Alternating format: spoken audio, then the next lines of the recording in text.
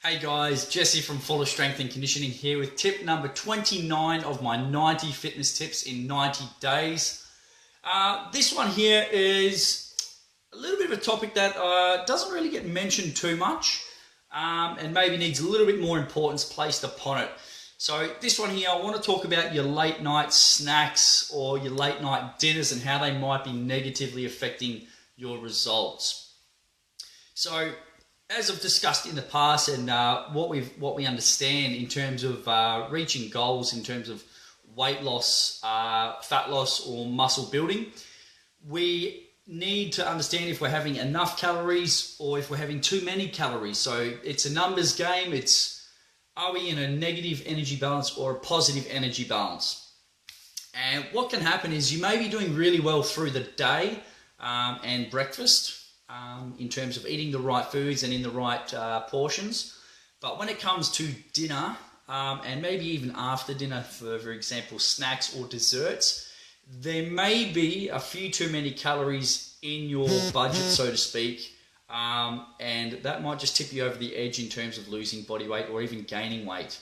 So if you've been struggling with losing weight, have a look at your portion sizes across the meal. So let's have a look at breakfast. Let's have a look at meal 2, which might be a lunch, and then meal 3, which might be a dinner. I'm just going to use the 3 meals there as our example, as a lot of people can respond and relate to: breakfast, lunch, dinner. Typically, meal 1 and meal 2 are pretty good. You know, we're getting decent food, decent sauces in there. Quantities aren't too bad. And then we might start to get a little peckish for our nighttime meal or meal 3 dinner. If this is the case, my advice to you is to just reduce your serving or your portion size a little bit. So this might be in the way of starchy carbohydrates, things like your breads, your pastas, your rices, things like that. When you've had a long day, you know, you're running out of energy and you just want something with a little bit of substance, and it might be your go-to food, one of those starchy carbs. And generally, if that's the case, we tend to overindulge. So you know, after a long day, it happens. It happens to the best of us. We consume these things, and maybe it's in excess. So, what I want you to do, guys, I have a little bit of a tip and a bit of a challenge that I want to place to you. I want you to review how many meals a day you currently have, whether it's 1, whether it's 2, whether it's 3, whether it's 6, and I want you to identify the distance or the time between each meal. So, some people get the mid-morning cravings, and there might not be that big of a gap between breakfast and lunch. So let's just say it's a 7 o'clock breakfast, a 12 o'clock or a 12 o'clock lunch, and then maybe a 6 or a 7 o'clock dinner. You see the gap between the 3 meals. 7 to 12, that's a 5-hour gap. And then if we don't eat again until 7, that's a 7-hour window where we're building up hunger. And building up these cravings for food.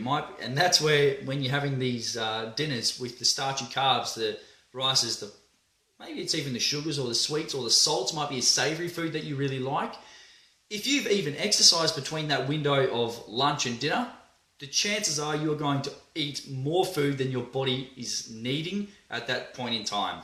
Okay, so what happens there is you get a bit of a spillage, you get an overload of calories at that time period, which causes you to gain weight or maybe not lose weight.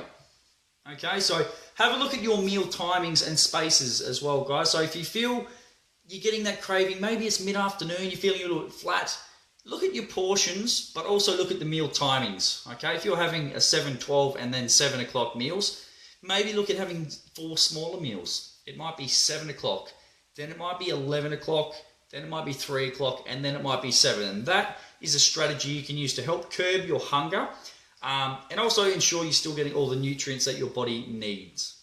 Okay, I hope that helps, guys. Try not to let those cravings build up to a point where it becomes a bit of an explosion or an overload where you pig out or eat in excess of the foods that you enjoy, possibly more than what your goals require.